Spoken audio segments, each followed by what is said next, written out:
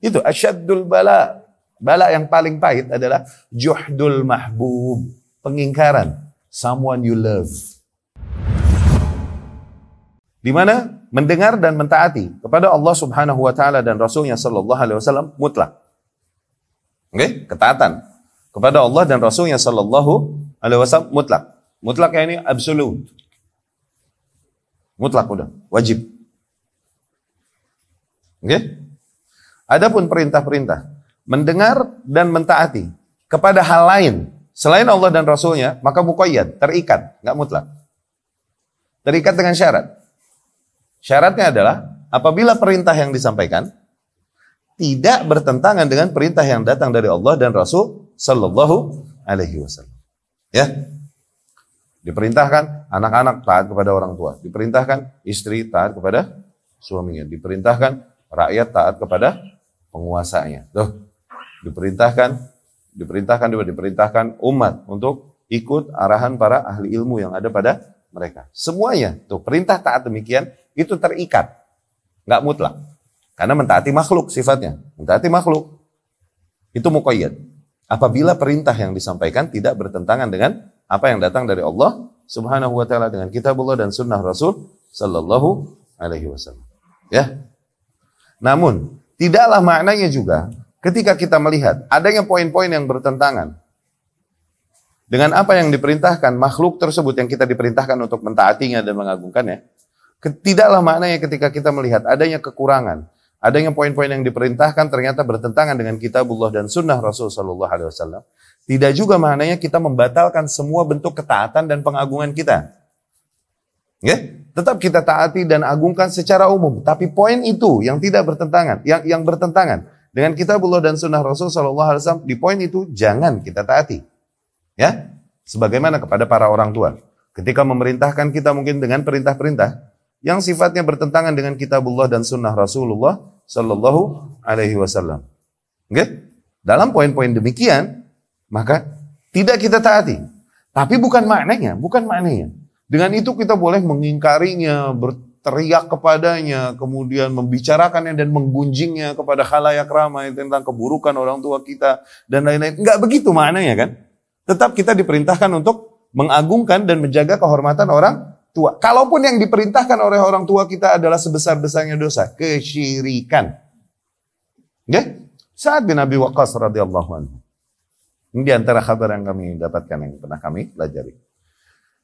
Sa'ad bin Abi Waqqas radhiyallahu anhu mentaati ibunya luar biasa, barran bi ummi, terkenal berbakti kepada orang tuanya. Tapi Sa'ad bin Abi Waqqas kemudian tersentuh hidayah dan beriman kepada Rasulullah sallallahu alaihi wasallam. Uminya ini enggak terima.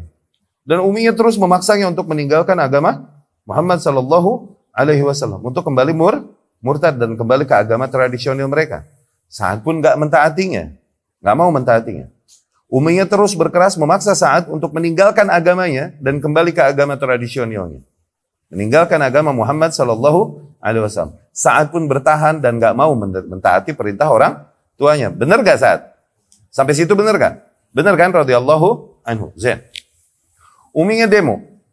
Mogok makan, mogok minum. Nggak mau makan, nggak mau minum.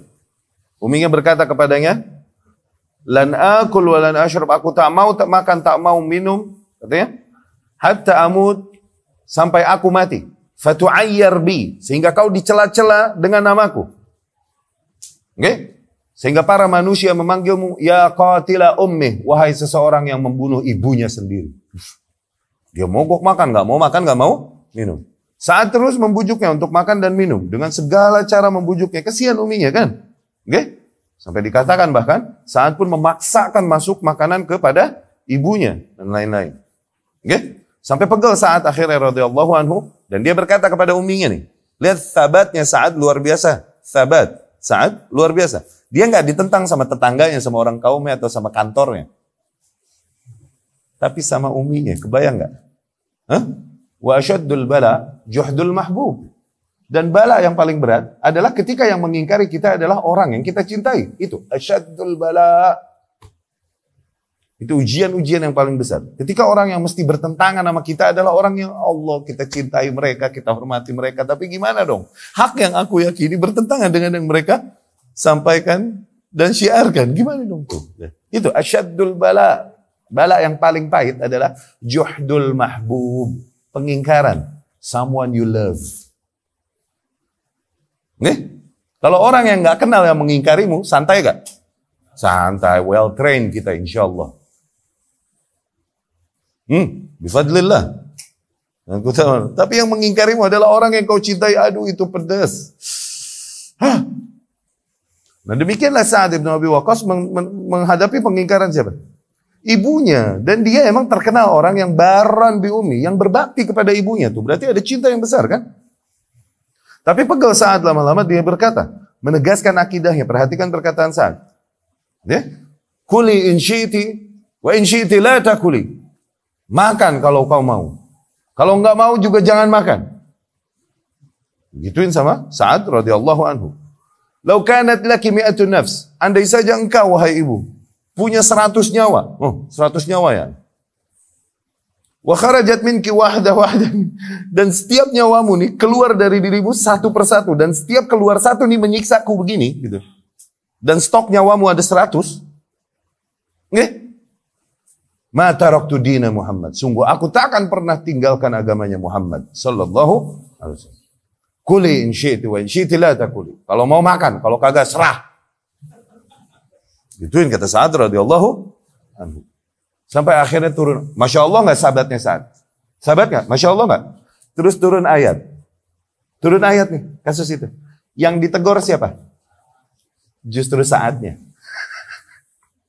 Wa in jahadaka ala an tusyrika bi ma laysa laka bihi ilm. Apabila mereka berdua menentangmu, memaksamu untuk mempersekutukanku dengan sesuatu yang kau tak miliki ilmu atasnya, fala tuti'huma, maka janganlah taati mereka berdua.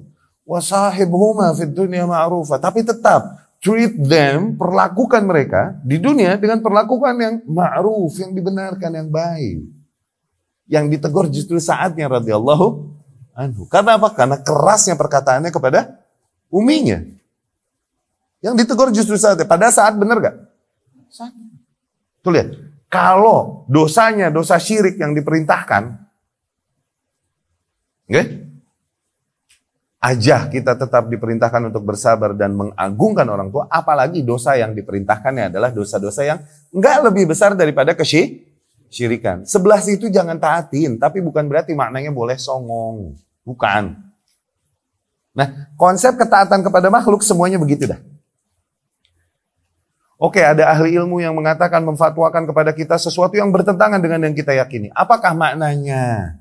Boleh kita mencela-celanya, memakinya? Oke, penguasa menerapkan, memerintahkan pada kita sesuatu yang kita yakini, yang bertentangan dengan apa yang kita yakini dari kitabullah dan dari sunnah Rasul sallallahu alaihi wasallam. Tapi apa maknanya? Boleh mencela-cela dan memaki penguasa, menggunjingnya dan kemudian menyebarkan kebencian di antara masyarakat terhadap penguasa? Atau mereka melakukan sesuatu hal-hal yang sifatnya mungkar, hal-hal yang sifatnya maksiat dan lain-lain. Bahkan mungkin hal-hal yang sifatnya kufur yang mereka lakukan, tapi masih terdapat banyak mawani', penghalang-penghalang bagi mereka untuk dikafirkan. Penguasa di zaman Al-Imam Ahmad bin Hanbal rahimahullah ya akhi. Perhatikan. Apa yang dia paksakan kepada para masyarakatnya? Maksiat ya ini? Disuruh makan riba? Atau disuruh judi? Disuruh minum khamar? Maksiat yang diperintahkan? Atau kufur? Disuruh bilang Al-Quran makhluk? Gedean mana maksiat sama kufur? Tapi apakah Imam Ahmad bin Hanbal mengkafirkannya? Tidak. Kenapa? Ada mawani', ada penghalang-penghalang pengkafiran, di mana penguasa ini, orang-orang yang sekitarnya ini yang ngeburemin pikiran dia. Ibnu Abi Duat dan lain-lain itu dikafirkan oleh Imam Ahmad rahimahullah. Tapi penguasa ini dikasih uzur sama Imam Ahmad rahimahullah. Kalaupun dia diazab, disiksa. Yang dipaksakan kekufuran. Tapi tetap dia menyeru kepada sabar, dengar, dan taati. Dan ketika para fuqaha, ahli fikih Baghdad mengajaknya, menyerunya untuk bergerak melawan dan menggulingkan penguasa, ia tetap mengingkarinya dan mengatakan ad-dima. Awas, darah. Kenapa? Keburukan jauh lebih besar dengan kita memberontak dan melawan. Ya? Dapat difahami itu ya?